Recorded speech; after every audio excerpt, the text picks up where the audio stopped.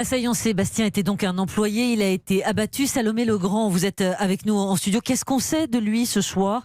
Et surtout, les motifs, début de motifs en tout cas de cette attaque. Eh bien, il s'agit d'un informaticien employé au sein du service de renseignement de la préfecture de police de Paris. Malentendant, âgé de 45 ans, il travaillait dans la police depuis 20 ans. Il était originaire de Fort-de-France, marié depuis 2014 et converti à l'islam depuis 2 ans.